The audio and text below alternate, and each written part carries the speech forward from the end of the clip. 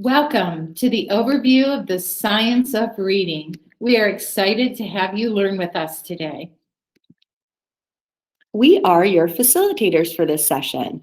We're consultants with the State Support Team Region 9. My name is Colleen Kornish, and I will be presenting with my colleague and friend, Debbi Hartwig. As consultants at State Support Team 9, our job is to help ensure that every child in Ohio has access to a high-quality education by building capacity of educators in our state and region. During this session, we will define the science of reading, explore how the brain learns to read, explore the theoretical models critical to understanding reading science, and we will end by having you identify your next steps in applying or learning more about the science of reading. We have several resources for you for this session. We have a pause and process document. You may want to print this out before we begin if you haven't done so already. We will have you pause throughout the presentation to answer some questions. If you cannot print this out, you could write your answers down on a piece of paper. We also have a reading resource list. We have a ton of resources for you to explore if you want to learn more about the science of reading. Debbi and I love this topic, so we have a lot of things on that list for you. And we've also included the state literacy plan. This is a really great place to start, and Debbi's going to walk you through that later in our session. These resources are linked in the slide deck and can also be found in our sessions resource folder. So we're going to go ahead and start out with a pause and process opportunity for you. Please take out your pause and process document or just answer the questions on a piece of paper. The first question, how old were you when you became a reader? How did you learn to read? And what is the first book that you remember reading? So go ahead and pause the recording now and answer those questions. Start the recording back up when you are done. Before we pause, Debbi, do you remember the first book that you learned to read? Yes. One Fish, Two Fish, Red Fish, Blue Fish, Dr. Seuss. Awesome. My first book was Danny the Dinosaur. That's another awesome book. Yep. Awesome. So pause the recording, fill out your answers, and unpause whenever you're ready to go. So we asked you to reflect on how and when you learned to read, because how you learned to read, and especially how easy or how difficult it was for you to become a fluent and automatic reader, influences our perceptions about this process and how it occurs. Also, it's good to reflect on how this happened for us, because we tend to teach the way we were taught. So we are going to ask you to reflect about your own journey as a reader, a couple of other points during this time together. Now, as we move into some big words and some big science, our friend on the screen wants to remind us to relax. It is just the same 26 letters. So cute. So the term science of reading refers to the body of knowledge that includes many different areas of science. It includes cognitive psychology, neuroscience, education research, and linguistics. And prior to, I'd say, the last 10, 15 years, these different sciences did not communicate very well with each other. You could have been in the College of Education at a big university and never talked to your friends in neuroscience or cognitive psychology, or even sometimes linguistics.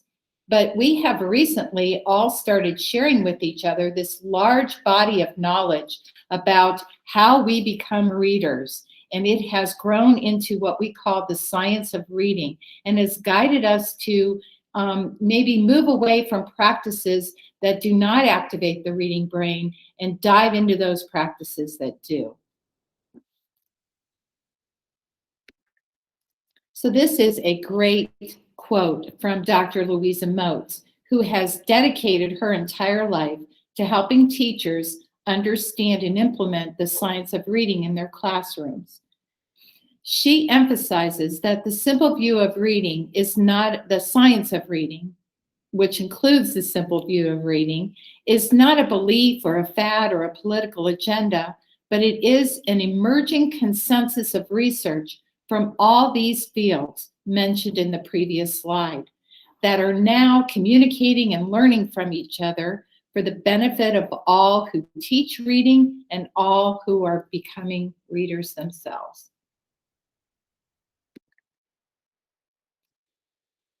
So when we look at this slide and read the text here, we find out that about 1/3 of fourth graders nationally are reading at grade level.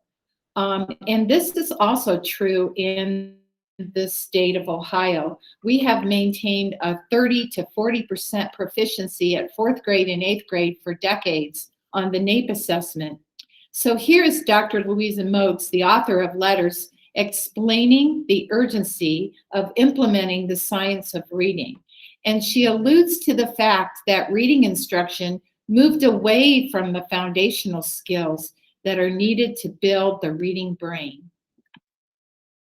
I'm troubled by the platitudes about educational opportunity in the United States, as if it were sufficient to have kids attend school and press them to achieve at higher levels, when the basic fundamental problem is not being addressed of their command of the tools that enable them to achieve academically and thereby gain access to the social and economic mainstream.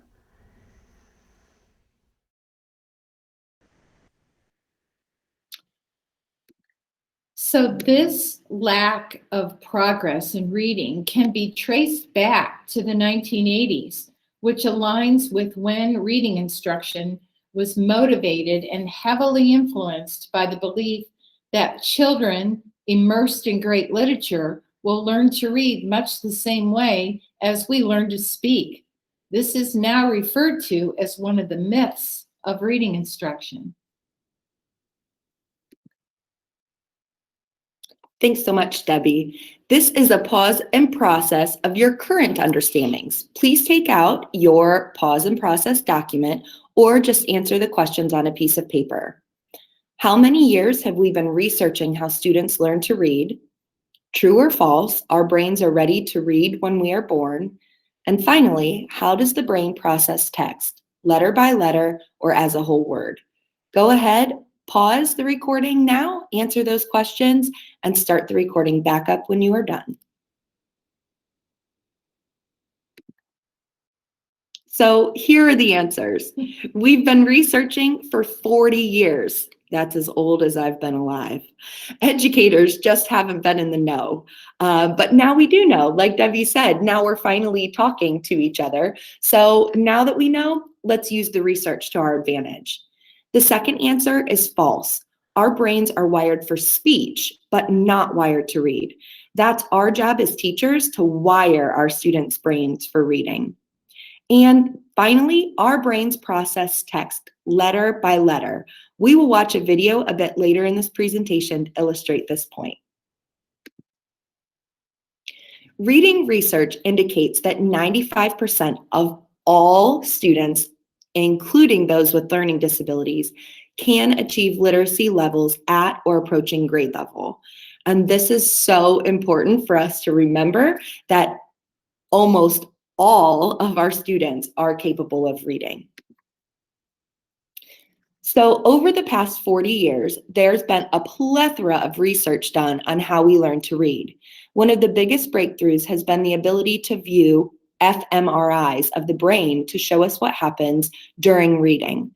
Due to the overwhelming number of research studies and findings coming from multiple fields of science, it's called the science of reading. Now we know how the brain learns to read. The past 3 decades have produced exciting evidence about what happens in the brain during reading and what needs to take place instructionally in order to wire the brain to be able to read. Through the advancement of fMRI technology, researchers have compared the neural systems of fluent readers to the neural systems of struggling readers. These studies reveal what needs to happen to build efficient neural connections for reading. So here's one of our favorite guys, right, Debbie? Yeah. This is neuroscientist Stanislaus Dehaene, and he says that we have to explicitly teach the brain to read by helping it build neural pathways in the brain. Our brains have plasticity, and we can train the brain to do many, many things. He's discovered that reading takes place in the left hemisphere. Teaching children to read is not a natural process, and it is up to you to help form the neural pathways in the brain to teach children how to read. So we have 2 videos. We're going to watch a portion of each of them, and we hope that you like his accent as much as we do. Now, as you become an expert reader, you become faster and faster in doing this conversion. You begin to be able to do it for an entire set of letters all at once, in parallel. So you no longer have the feeling that you're doing this slow conversion, but it's still going on in your head. These are findings that have implications for teaching all over the world, because many children are trained to recognize whole words when they learn to read. That might not help the child at all. Well, there is a debate in the education literature about how to teach reading. There is this idea that maybe you just need to expose children to whole words or even whole sentences, and they will absorb the reading system. We know it's not the case, and we know now that it's the other way, the explicit teaching of correspondences between graphemes and phonemes, between letters and sounds, which is the right way to teach reading, because this is the way to teach explicitly those circuits going directly from vision to spoken language. This is the preferred route for the brain. If you don't do that, if you draw attention to the whole word, there are experiments showing that you are teaching another circuit, much more in the right hemisphere, which is, the opposite side of the brain.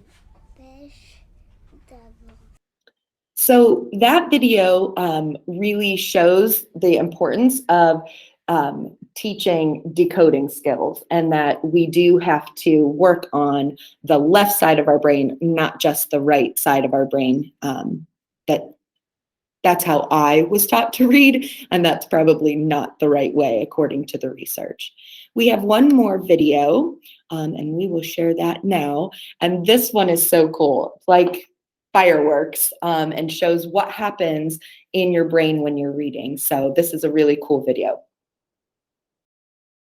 This is a picture of your left hemisphere. The left hemisphere of the brain is most essential for language and reading.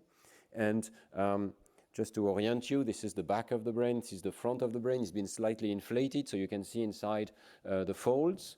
And now I want to show you the activation of the brain as you read one word. We see it in time. So let me start this. Here we go. And you have the word unfolding from the back of the brain to the front of the brain.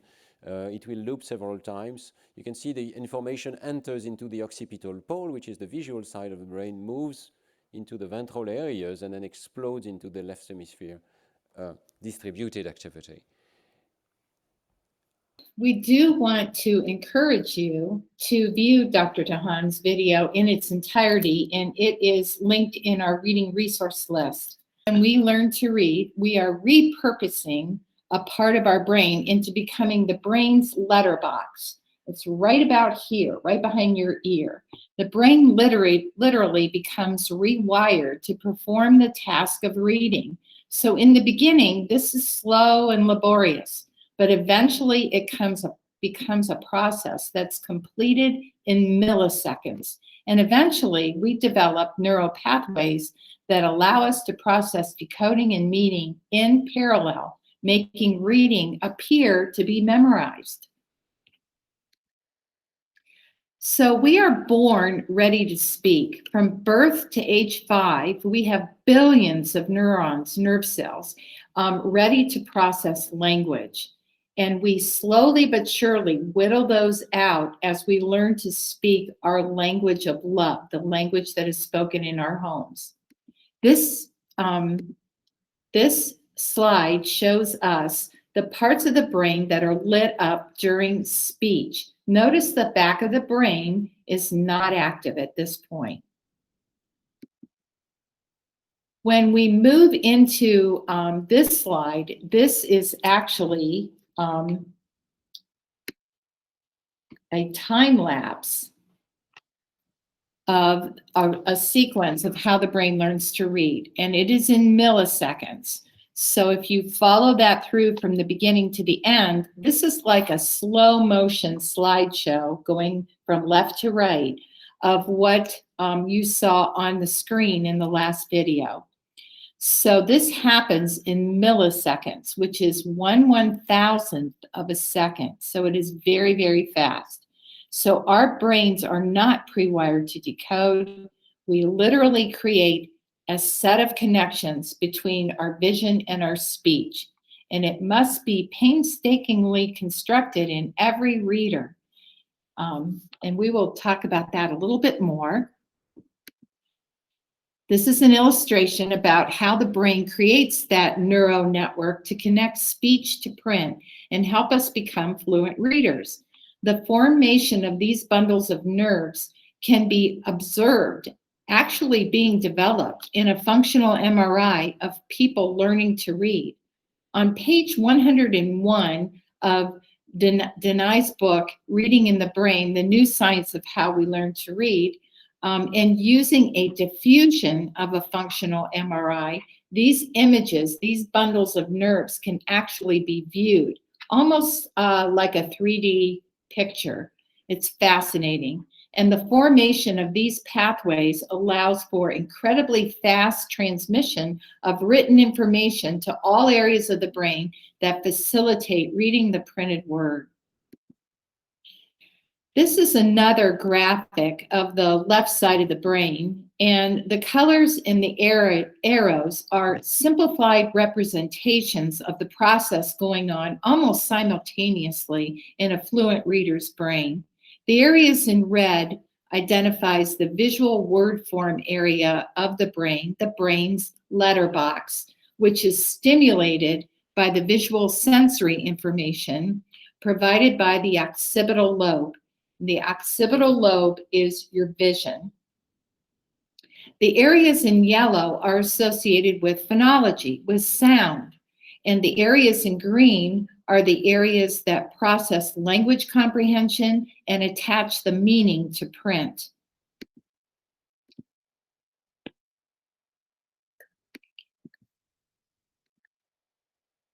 So when we look at these purple arches, this is a very rough representation of the bundle of nerve fibers that are developed from the vision part of your brain, your letterbox, up to the sound. And that has to happen for us to become fluent readers. And those nerve fibers transmit visual signals and integrate and connect them to sound. I just love that. Thank you for explaining that so clearly, Debbie, and that visual is just perfect. It is funny to think that's not what you think, that it starts in the back of your brain and moves forward, but it's so cool that we know that that's what happens now. It is important to understand that we learn to read from speech to print. This is a key understanding in order to make sure our reading instruction aligns with how the brain becomes a reading brain. So another key understanding about reading that has helped us understand how we read is the eye movement research conducted by Dr. Keith Rayner. Listen to his explanation of his research and reflect how the importance of what this research stands for in our classroom, what it means to us. So let's take a look at this video. I'm mainly interested in finding out what's going on inside the head as people are reading and understanding text. I think what eye movements are doing is reflecting the moment-to-moment processing that people are engaging in. In silent reading, you typically move your eyes about every 250 milliseconds.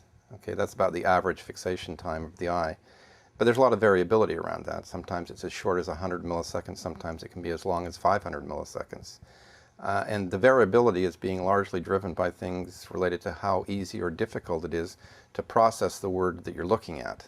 So a word that's hard to look at, a very low frequency, unfamiliar word, the eyes will systematically remain on that word longer, will also more likely make a second fixation on the word before moving on. Whereas a very high frequency familiar word, you may only need one relatively shorter fixation. Like I said, the average is around 250, but there's lots of variability. It's how long the eyes are there being driven by the difficulty of encoding the information. In oral reading, the eyes tend to fixate a bit longer, but there are places where the eye sort of pauses to not get too far ahead of the voice, right? In silent reading, the average fixation duration is around 250 milliseconds. There's time that's involved in moving the eyes from one place to another, so that the latency, just the simple motor reaction time of the eye, is about 150 milliseconds at least. So there's not a lot of time in there to process the information that you're looking at, yet it's still interesting that, as I said, the eyes are being influenced by how hard or easy the word is to process. We're talking about processing this code at a pretty good clip, faster than we can think about, unconscious, all automatic, and on average, so many milliseconds per letter into sound, or the thing doesn't work. That's right. It's all happening very fast at an unconscious level. I suspect that most letters that are in your sort of foveal zone, or the area right around your fixation, are probably being processed pretty much in parallel, so I don't think we need to think of them as, you know, one 25 milliseconds, another 25 milliseconds, but averaged over them, it's going to be about 25 milliseconds, Very fast, staggeringly fast. So exciting, the foveal zone. I love the science of reading because we learn such fun words to say. That we learned. Yeah. And isn't our ability to read just amazing? Do you agree with the quote by Dr. David Kilpatrick? To be able to distinguish differences between such closely spelled words too quickly is because our brains, even brains of fluent readers, read words letter by letter. So that is another one of those misnomers for reading, learning, trying to teach kids to read whole words, is that's not really what our brain does. There's even more to the story about how we process letters and words. In this functional MRI work to study how the brain processes written language, Stanislas Dehaene discovered that when children were flashed words and asked to memorize words as whole words, similar to what we do in teaching high-frequency words with flashcards, this activity lit up an area on the right side of the brain and did not activate the letter box or pathways on the left side of the brain that are activated when we read. This practice of whole word reading goes back to our Dick and Jane books, and it was the primary method of reading instruction taught to special education instructors, and it does not activate the brain's letterbox. We can memorize words, that's true, but not the 30 to 40,000 words we need to be fluent readers. So please take out your pause and process document, or just answer the questions on a piece of paper. Knowing that teaching sight words as lists of words to be memorized does not activate the letterbox, should memorizing these words be considered best practice? And the next question is, what should we do instead of having students memorize words? So jot down what you think, and we will see you when you get back, and we'll kind of give you some answers to those questions.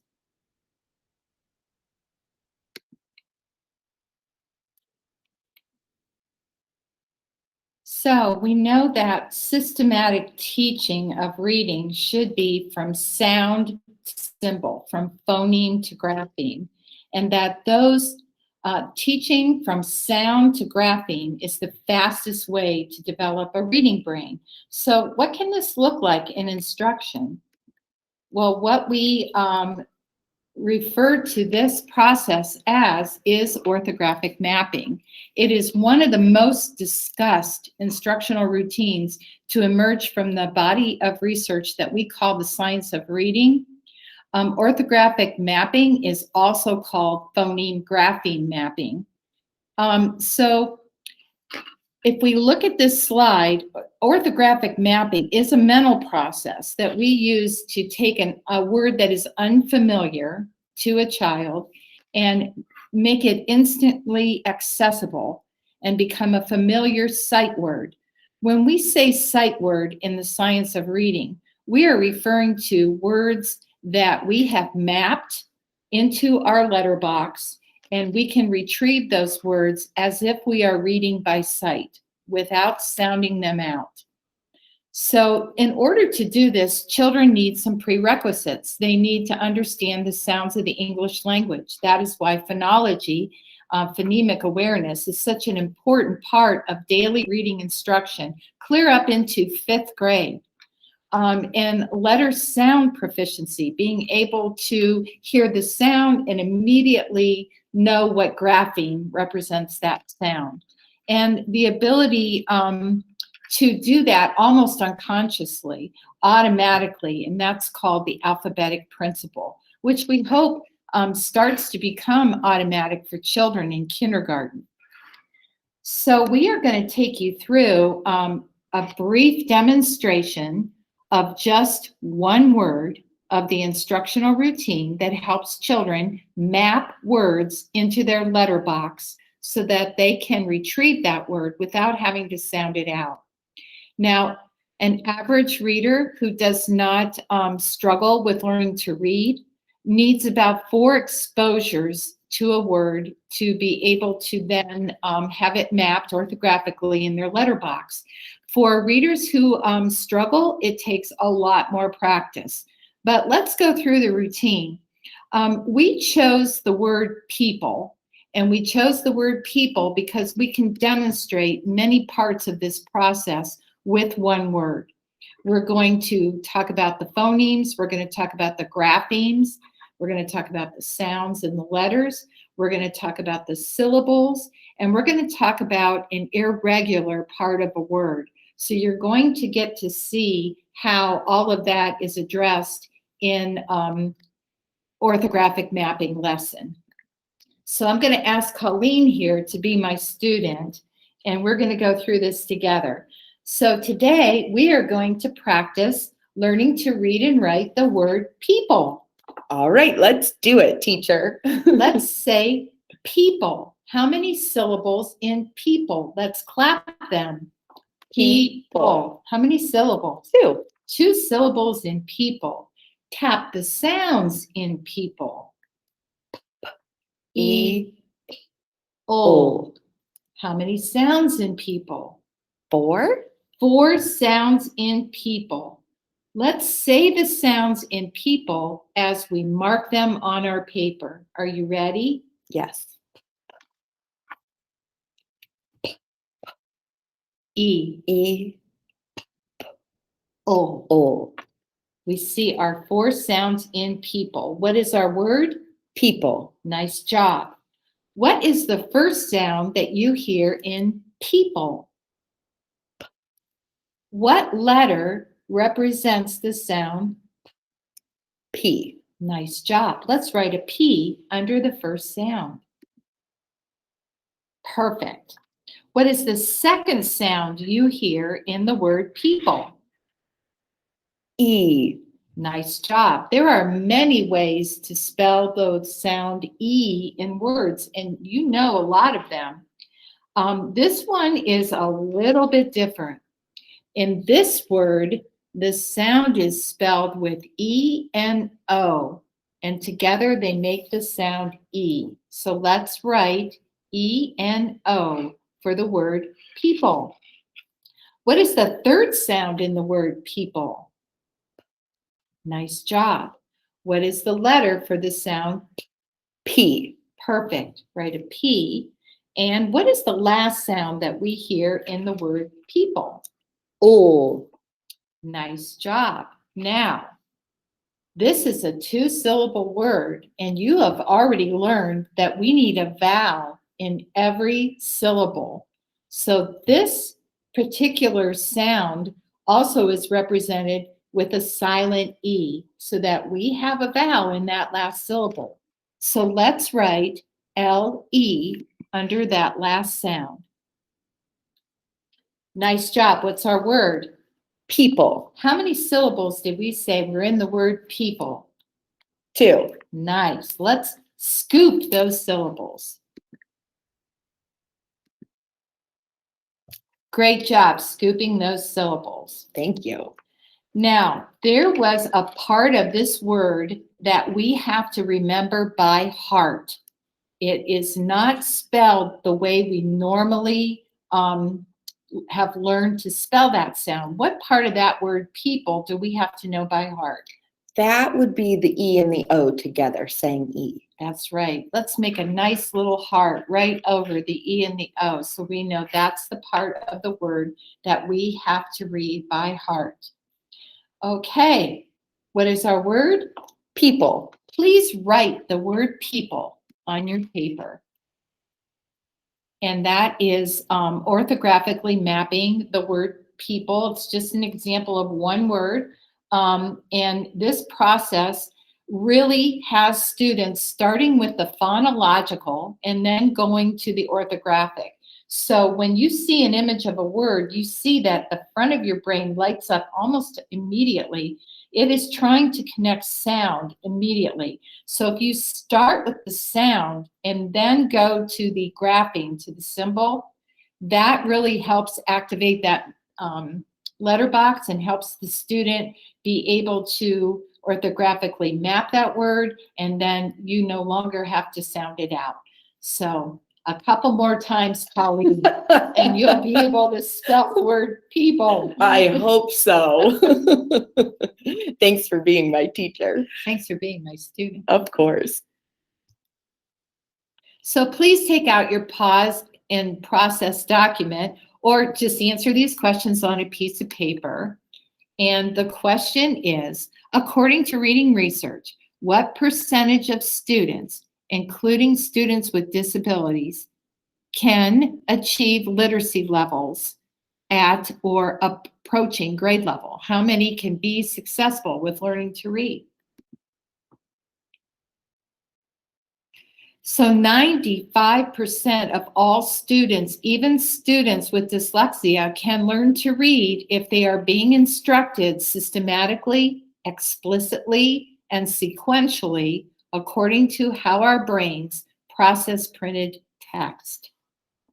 We can get pretty amazing results. Mm-hmm. So what do we need to think about when considering next steps? We need to simply stop doing things that don't work, that don't allow with how the brain learns to read, and start doing what works. Mm-hmm. So educational research has also been so powerful in helping to promote the practices that help our students learn to read, and in helping us determine what is stopping some of our students from achieving fluent reading. One of the most researched models of reading is the Simple View of Reading by Goff and Turner in 1986. So as you can see here on the screen, we have decoding. So that's the ability to apply sound symbol relationships to read words. And we have language comprehension, the ability to understand spoken language. And when we multiply those together, we get reading comprehension, when your students are able to understand what it is that they're reading. And if you have a student who cannot decode but understands language, they still can't comprehend, and because they're stuck in that decoding stage. So it's harder for them to comprehend what it is that they're reading, because so much of their brain is focused on decoding. So they're not really a skilled reader. If you have students who can decode, but they don't understand the words that they're decoding, they again can't comprehend what it is that they're reading and are therefore not a skilled reader. And this can happen with our gifted kiddos who can read anything, but if the vocabulary or content isn't familiar to them, they can't comprehend at that level.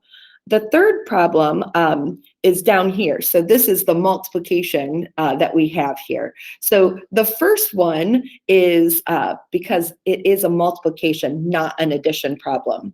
So when we have kids who can decode somewhat and can decode some of the vocabulary, the language comprehension, their multiplication problem is still not fully there. It's a 0.25.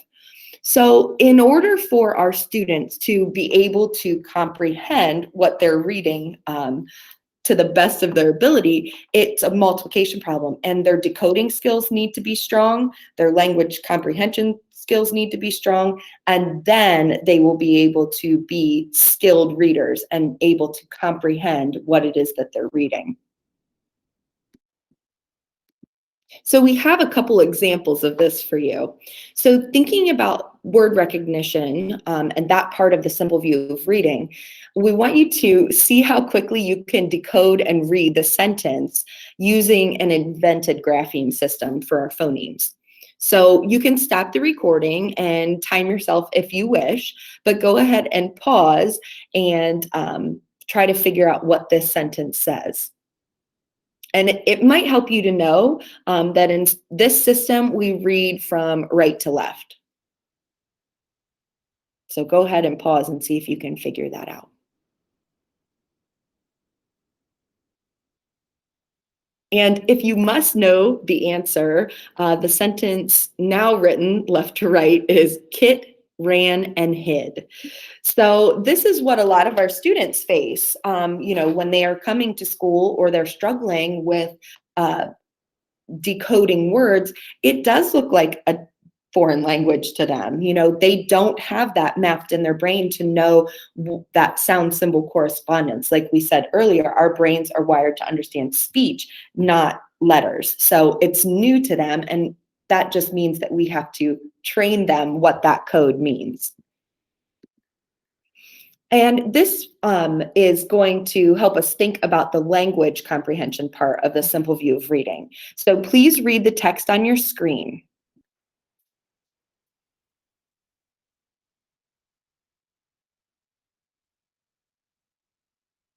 So can you summarize what you've read in that sentence? I cannot. I'm guessing most of you can't either. If you don't know anything about the English game of cricket, you might have trouble summarizing this text, especially in your own words, even if you can decode all of those words. So a big part of language comprehension is background knowledge and vocabulary. Some of our favorite things, right, Debbie? Yeah. So even though you could decode the words, your reading comprehension might have still been impaired by your lack of background knowledge and vocabulary for the game of cricket. So we need both sides of the simple view of reading to reach that goal of reading comprehension. And here's a bit of a deeper dive into what makes up the decoding or word recognition part of the simple view of reading. You can pause the recording at this point and take some time reviewing this deeper look into the components of decoding. See if you can find where the 5 components of literacy are lurking in the simple view of reading. The 5 components of literacy are phonemic awareness, phonics, fluency, vocabulary, and comprehension.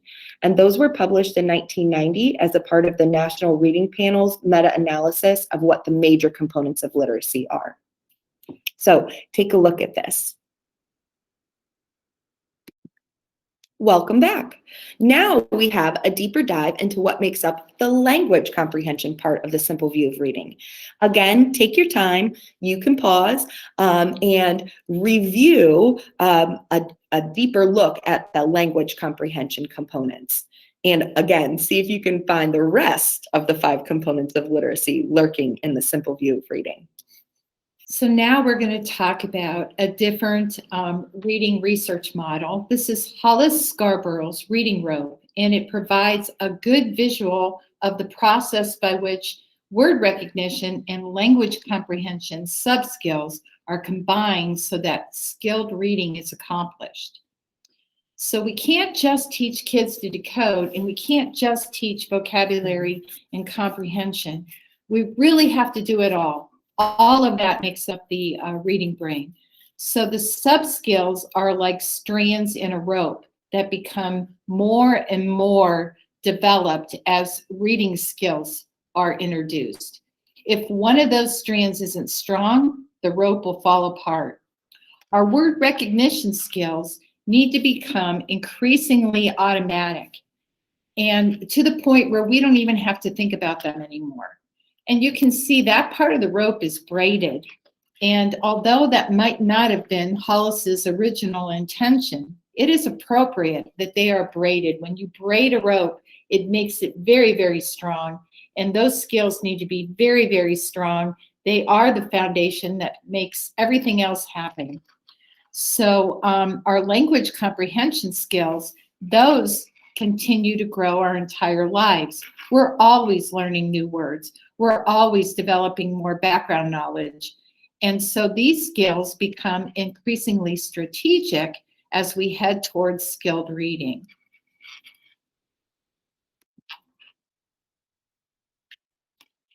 And we can actually lay the simple view of reading right on top of Scarborough's rope.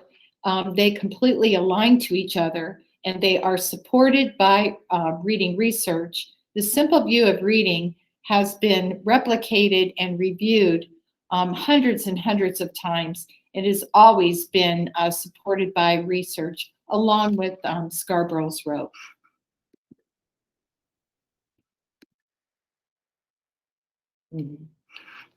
So if you are a classroom teacher, you can start thinking about the simple view of reading when you start to try to figure out what is going on with your students. Where are they struggling and where could you help them? So think of a reader that you have been working with that is what you would call a struggling reader, and think about where they would fit on this chart. So the top left would be, are they really strong in word recognition, but not in language comprehension? Those are the students that can read beautifully orally, but maybe cannot answer questions about what they read. And then in the bottom left corner, are they weak in both word recognition and language comprehension? Do they need an extra dose and extra interventions in both sides of the reading, simple view of reading? And then the bottom right, are they weak in word recognition, but strong in oral language, able to listen to a story and understand and answer questions? So can we use these theoretical models to determine how to go deeper with a child? I think we can. And can it even make us start to think about assessments? What assessments do we need to dive a little bit deeper and figure out the puzzle even more strategically, so we can target exactly what these kids need and get them on the road to being fluent readers?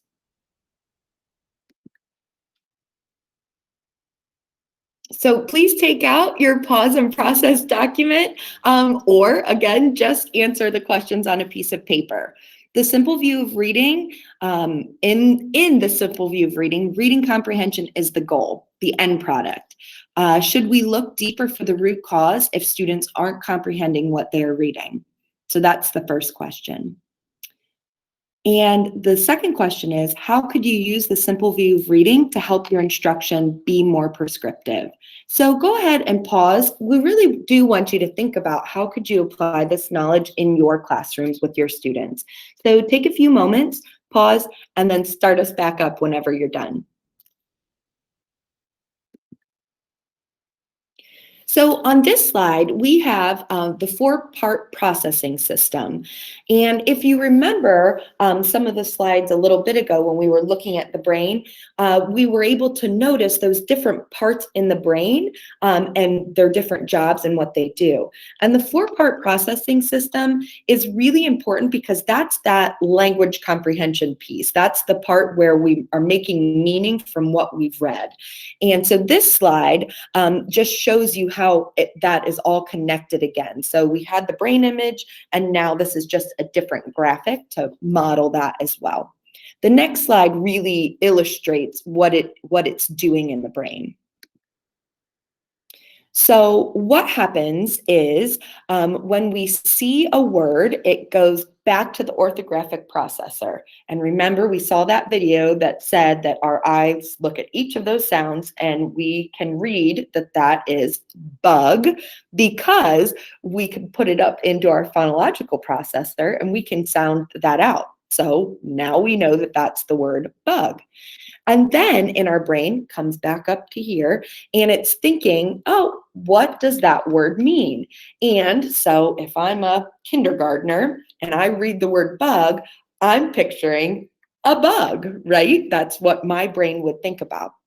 However, this is really important to note, is the context processor, and that is, let's see if it's coming up.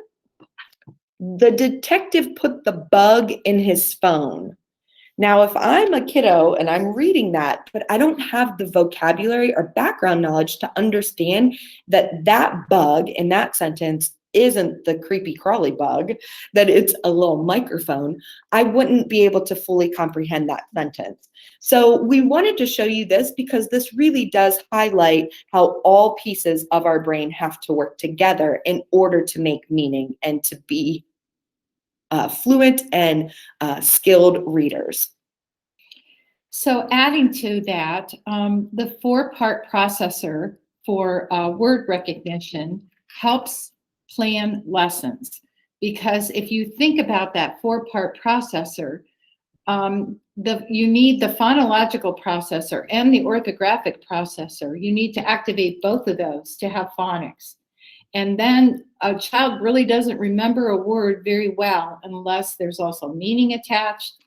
And then the context processor is the icing on the cake. How many different ways can they use that word and understand those multiple meanings? This slide is, again, just a general representation of these areas of the brain, but it's very easy to see how that 4-part processing system maps out on the brain, re-emphasizing why it's such an effective model for then basing our instruction on following that 4-part processor. And again, we want to always show how these research models connect to one another and always relate back to our final goal of reading comprehension. So technically, the 4-part processor is a model of word recognition, but it's kind of a crossover model because the areas of meaning and context also hit some of our language comprehension goals. So this is a great model to follow when designing instruction in word work. So we are heading into the end of our time together, and we want to again ask you to reflect upon yourself as a reader and what it was like for you to learn to read. So let's look at the ladder of reading here for a minute. This is a great graphic by Nancy Young. And so we always have some readers that seem to read without any help from anyone. And that's about 5% of all readers. And they just seem to learn to read effortlessly. And then we have about 35% of the population that learns to read relatively easy with, just some broad instruction. So if you put those together, that's about 40% of our population. And if you think back to our NAEP results that we talked about earlier, we had 40% of kids nationally being proficient readers. So it seems like we are addressing the kids that could have learned to read very well with or without us. But if you continue to move down the ladder of reading, there is 40 to 50% to half of all learners that really need us to learn to read. They learn to read by really getting that systematic, sequential, and structured instruction in reading. And then about 10 to 15% of us are dyslexic. So we need lots and lots of practice and letterbox activation to become a reader. So I want you to think about, where are you in the ladder of reading? Are you in the 5% that found it very easy to learn to read and were probably maybe reading before you even came to school? Or were you in that 35% that even if your reading instruction was not always activating your letterbox, you still learned to read? Or were you in the 40 to 50% who really needed to be taught how to decode and understand language structures? Or the 10 to 15% who needed lots of practice to become a reader? So when we reflect on this, the majority of educators tend to land in the green sections of the ladder of reading, since it was relatively easy for us to learn to read. It's also very easy for us to buy into the beliefs that children learn to read surrounded by great books, or that they need leveled text, and they can experience success in those leveled texts and eventually catch up, or that they need to memorize words. It's very easy for us to believe that is how everyone learns to read, especially when reading came rather easy to us. But I want you to think about what this looks like in a classroom of 25 children. So in a classroom of 25 children, 5% is one student. And it's technically a little bit more than one student, so that's the numbers in parentheses, but I didn't want to actually talk about chopping students up for the sake of percentages. 35% is about 8 students. So out of 25 students, you have 9 that can learn to read very, very easily. And then you have your 40% is 10 out of your 25 students, and your 50% is 12, rounded off. That's about 12 students. Your 15% is 3 students, and your 10% is 2 students. So about 60% of all the students in the class will not learn to read without your instruction, without you helping them rewire their brains. You are so important. Mm-hmm. Thanks, Debbie. That is really important to note. So we have some reading myths on here, and we wanted to just be thinking about why is it that so many children are still failing to learn to read? So despite a preponderance of evidence about what constitutes good reading instruction, these false theories persist. Reading is as natural as speaking, therefore immersing children in print and literature will teach them to read. Teaching young children to look at pictures, skip over words, or guess at words based on context will develop the strategies necessary for reading comprehension. And this isn't true either. There are hundreds of ways to learn to read. Therefore, there's no single set of instructional principles that will work for all children. But neuroscience has shown that when it comes to reading, we all have roughly the same brain that imposes the same constraints and the same learning sequence. So we know that those things are false. You could probably tell by Colleen's face. Yeah. Oh, no, bad. It almost hurts to say them out loud. But, you know, Debbie, I think I did those things as a kindergarten teacher. 1,000% I did, but I didn't know. We did right? not know. I didn't know. So I'm grimacing now because I did that when I taught, but now I know better. So this next slide, we have a quote from our brain guy here, and it says, "It is simply not true that there are hundreds of ways to learn to read. When it comes to reading, we all have roughly the same brain that imposes the same constraints and the same learning sequence. We know how the brain reads." Yes. And that is also a quote that landed in Ohio's plan to raise literacy achievement. It is on page 46 of the state literacy plan. Awesome. So, like I said, I did all these things back when I was teaching kindergartners how to read, and I did these things as a principal. I had my staff, do these things too. But now we know better. So this quote is just so important because we can't blame or shame ourselves. We really didn't know. We really didn't. But now that we are learning about the science of reading, we really do need to do better because we do know better. So we have both gotten very interested, very geeky about this, and very passionate about this. Yes. And I'm so happy to have found another nerd who loves the science of reading, and we hope that you will join us in our love affair of the science of reading. Yes. So next steps, we hope that you will join us in learning more about the science of reading. And as you do, we hope that we can discuss and learn from each other so we can build an even better way to support our students as readers. So let's work to build our knowledge, examine what we teach and how, and explore and readjust our systems of support. So don't forget to check out our reading resources list that was listed at the top, and we've listed it at the bottom of our slide deck. It's also in our resources, our folder. So make sure you check those out because we do have a lot of really great research in there if you want to learn more. And so we encouraged you on the previous slide to use your state literacy plan as a tool to help you move forward with this work. Our state literacy plan is totally aligned with the science of reading. It's based on the simple view of reading.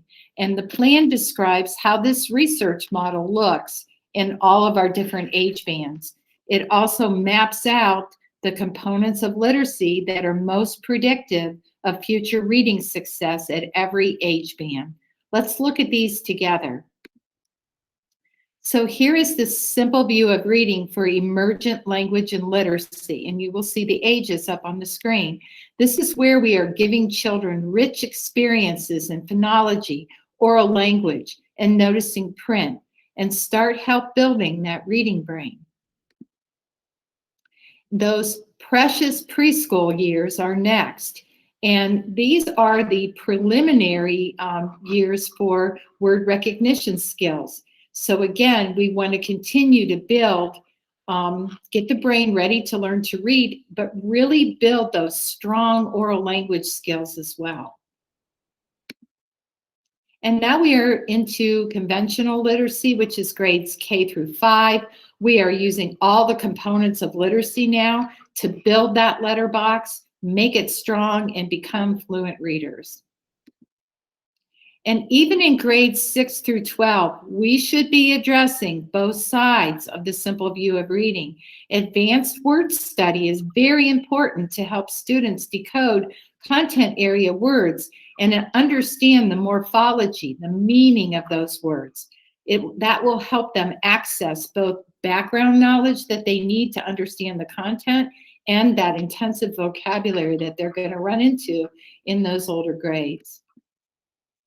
So you can use Ohio's plan to raise literacy achievement as a guide to move ahead in aligning your reading instruction with the science of reading.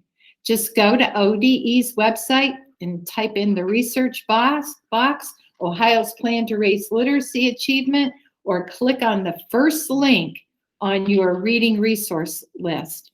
I also want to mention that ODE's website also houses all the Ohio Literacy Academy sessions from 2018 through 2021. Presentations are both by national and state literacy experts. You might see some familiar faces from SST9 and Stark County ESC. Just type in Literacy Academy in the search box, and you can do a lot of free learning right there in the Literacy Academy. Thanks so much, Debbie. I appreciate that. So we already asked this question, but it's so important we're asking it again because we really want you to have the belief that what you do with teaching reading impacts your students. And we want you to get the answer right. Yeah, we do. So according to reading research, what percentage of students, including our students with disabilities, can achieve literacy levels at or approaching grade level? So what is it? I want you to get it right. It is 95%. So we said that several times in this presentation, and it really is true. What you do is so important, and you do have the power. And we're here to help. If you have questions, let us know. We found, to review, we found that reading is not a natural process. We are born to be speakers, but not readers. We know a lot about what works and what doesn't work when teaching children to read. And we can deliver on the promise of literacy for all. we can do it. We can do it. And so in conclusion, we believe firmly that all children deserve to learn to read. We know how children learn to read, and we can use that to inform our work. And what and how we teach really does matter. And a focus on prevention will ensure that more children learn to read and reduce the need for intervention. So when we know better, we do better, and we can reach all of our students. So at this time, our final pause and process is, now that you've had an overview of the science of reading, what will you do in your classroom? So take a moment and really think about, now that you have this knowledge, how will you do better?